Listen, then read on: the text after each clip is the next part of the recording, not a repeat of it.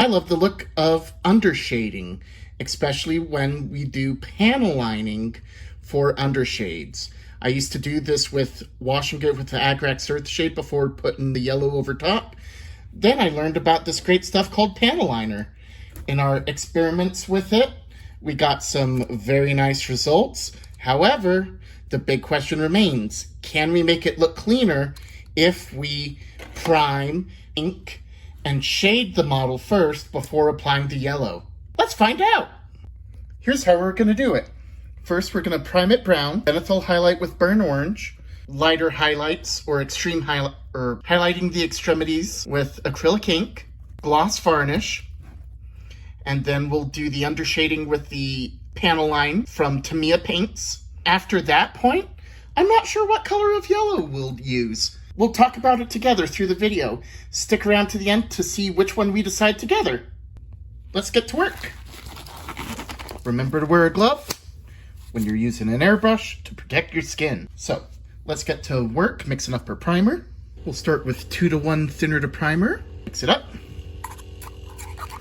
Also put a couple drops of flow improver in there. Yep, that's about the level of thickness we're looking for. So we'll load it in the handy dandy airbrush. And then we'll get to work. 3, 2, 1. We're starting this out at 34 psi. Still coming out a little thin. I could see myself giving it a second coat of primer. I mean, of course it's coming out thin. It's an airbrush. I like applying it in little circles like this. Just trying to go about it smooth, slow, and even. This is a really nice red-brown. I forgot how much I like this primer. I've been on a pink and white kick for a while. But yeah, I forgot how nice of a brown this is. Maybe I need to start doing more with brown priming. But I also love the bright vibrancy of pink and white zenithals. That's one thing I really like about painting Warhammer. Just trying different paint recipes and putting fun models on the table. Burnt orange next. Not going to cover the whole model, of course. We're just going to do a highlight. There we go. We'll do another 2:1 mix, so that's 5 drops in there. So we'll do 2, 3, 4, 5, 6, 7, 8, and 1 drop of flow improver. I do leave a little bit of the primer here in the cup to help with the visual transition. It's just kind of like one of those little good luck things I do. All right, that's looking good. Oh yeah, that's looking real good. Test spray, just to be safe. 3, 2, 1. Hitting the zenithal highlight. Yep, I'm seeing it hit the waves of the cape. I'm very impressed with how well it matches the primer. I'm very happy with that. It was a little unintentional because I thought it would be a little more of a transition than it actually is. But in real life, you can tell there's a color transition, but looking here at the camera preview, I'm not seeing it here. All right, we'll give that a second to dry as we prep to hit it with the ink. I like to ink it, ink it. I like to ink it, ink it. I like to ink it, ink it. You like to ink it. But do do do do do do do do do do do do do do. Zenithal highlighting with some white ink. It's so cool. I like to use zenithal white ink. It makes some nice color transitions on the model. Let's make sure to get that cape real nice. Oh, doesn't he look good? Very dynamic, very dynamic. When we turned the plasma pistol into some object source lighting, I think it'll look really cool. This is a nice base here. I cannot wait to see how it looks once we put whichever yellow we decide to use on it. Look at that! Look at this handsome fella! Oh, so nice. Look at those highlights on the cape. And no, that's not reflection of the light on the primer. That's the magic of zenithal highlighting. Perfect. So, let's give that a moment to dry while I work on some some white ink zenithal highlighting for some models I primed today. Panel liner works best when the coat is glossy. So what we're going to do is we're going to hit it with gloss varnish. Let's go. Just going to pour it directly into the glossy, glossy gloss. Floss with glossy, glossy, glossy. Floss with gloss. Gloss for days. Gonna go play Fortnite so I can gloss. Gloss loss. Glossy, glossy floss. Alright. Let's get to lining. We're gonna need a real steady hand of this and a deep breath. So, let's wick off a little excess at the side. We'll start with one of the easier spots. That's gonna be this bit here on the back. We're gonna pull it up close, take a breath, and then...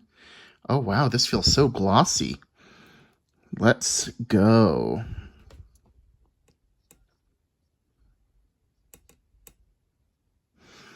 Nice.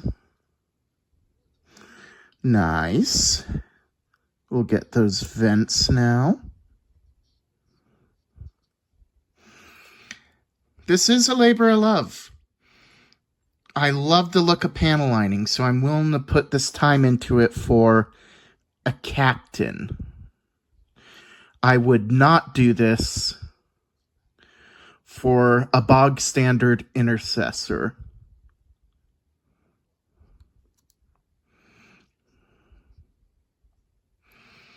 Very nice. Whew, we're off to a good start. This is going to take a while. Nice. Coming along.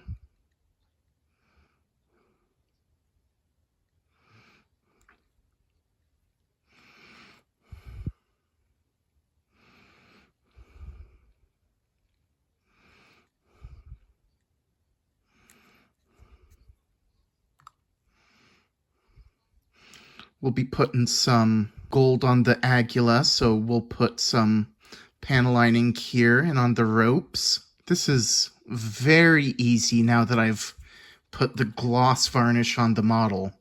I'm really impressed with how smoothly this is going than the video we did the other day. Well, that is some nice lining on our handsome fella here.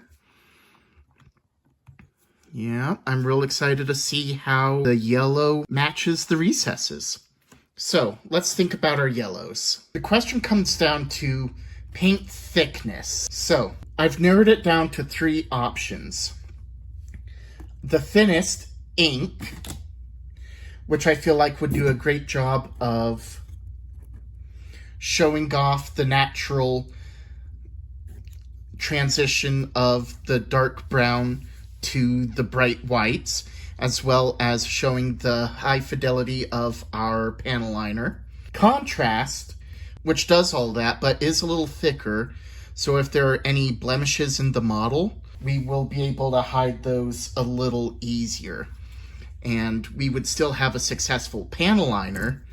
This is one that I did with Agrax Earthshade, not with Tamiya panel liner, but we can see that the transition from dark brown to brown is muted, but some of the areas where the Agrax Earthshade spilled was covered up.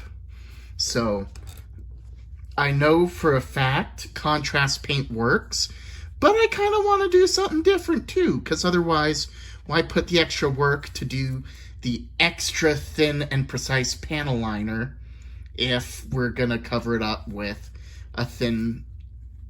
if we're going to cover it up with a paint we've already worked with before. However, one of the most intriguing options to me would be to use Tamiya Paint's flat yellow. Now, I've already used Tamiya flat several times to great success with a pink and white zenithal. I've never tried it on a model that's primed brown before. It does come on a little thick, so it will hide some detail in the model. However, as we can see from the model itself, it is still thin enough to show off a pink to yellow transition quite remarkably well, I can say. I'm really happy with the transition on this model. So the question becomes, is this acrylic too thick to cover the panel lining? And truth be told, I don't know the answer to that. So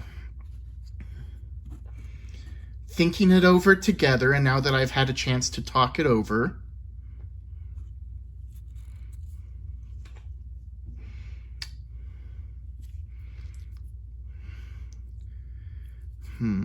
yeah, I'm leaning towards the flat yellow because I want to see, what I would like to test is just how much the panel liner can stand out under a thicker coat. So I think that sounds like a great experiment worth our time. So now that we have our finished model, let's get to mixing the Tamiya paint. Now, Tamiya X8 flat yellow is more than just any yellow. It's an enamel yellow. So an enamel paint is a little different than an acrylic paint for a few different reasons. Here's the most important one. It's less safe to eat than normal acrylic paint. Let me restate that. Obviously, eating paint is bad. Eating this paint is worse than eating normal paint. And also, by extension, we also have to use a very specific thinner for it. Tamiya paints work best with Tamiya thinners. What a surprise. So because it doesn't come out in a squeezable bottle, we're going to use this fancy tool called a pipette. A pipette is essentially a tiny turkey baster. So we're going to baste the paint and the pro-acryl together. The ratio that I like to use is 4 drops of thinner to 3 drops of paint. So my guess is we'll need 12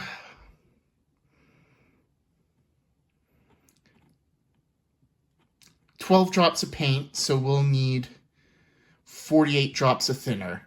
Let's get to it.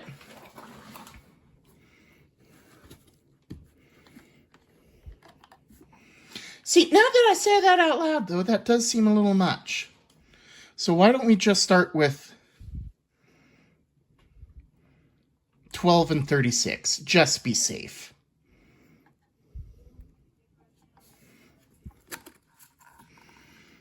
1, 2, 3, 4, 5, 6, 7, 8, 9.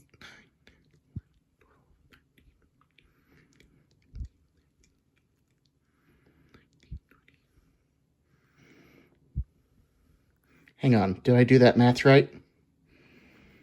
It's that darn Yankee Doodle math again. Okay. So I have 24 in here.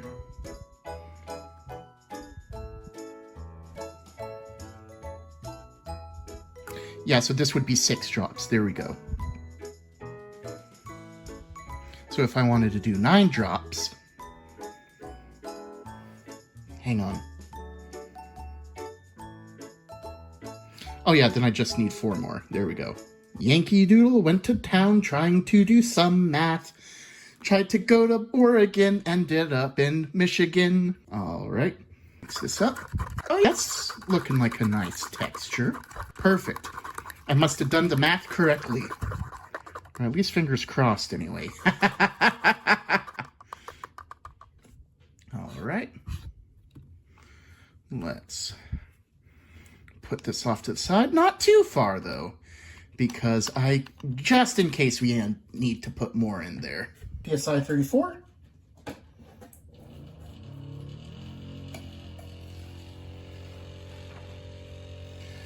All right, dump that in. Oh, yeah, I should have said this when I was talking about eating paint. If there is ever a time to put on a respirator, it's when spraying enamel paints. So let's take a deep breath. Doing a quick test spray. All right, that's coming on all right. And then we'll take it to the model. Let's lock in, and away we go. We'll go slow circles, slow circles. I'm real excited about this. You see the pigment starting to hit the primer. Let me pull the trigger a little further back. Starting to color the model. I'm still seeing those liner panels popping through all right. That's looking good.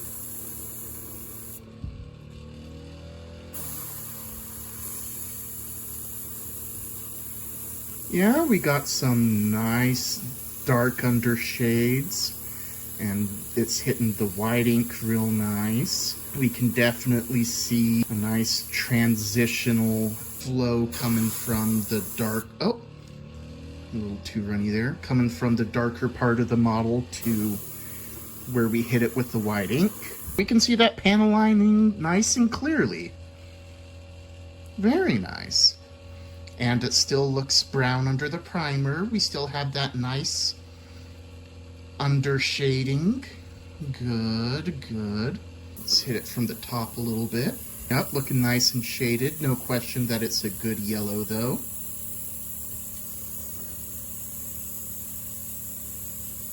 Yeah. I think my fears about the yellow obscuring the panel liner might have been unfounded. This is coming on thinly, as thin as I hoped, and we can still see the transitional shading from the brown primer, popping through the model. So it's not like a flat, ugly brown. We have, or in any spot, it's coming from a dark to a bright yellow, which is exactly what we wanted. That's the purpose of a zenithal transition. It's about bringing out shades to the front of the model. And this looks fantastic. I'll tell you what, I was sweating bullets there. This was a gamble. And I'm glad that we talked through it together and made this gamble pay off. Well, fantastic. What a great looking model.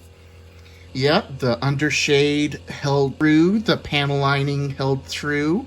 You can still see it through the coat of flat yellow. What a fantastic looking model. And if you want to know where I found this model to begin with, feel free to check out this video up here. All in all, I am very impressed with our work here together. Hey, thank you so much for staying through with me as we talked through what kind of inks and shading and yellows work best with this particular challenge.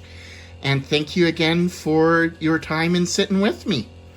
Hey, I hope you all have a fantastic evening. If you want to see some of my other adventures in painting and priming and testing out different types of yellows and colors, you can check out this video right here. Otherwise, feel free to review some of my old projects here. Hey, thanks so much, everyone. I hope you have a fantastic day, and I look forward to meeting up again real soon. Thanks so much, everyone. Bye.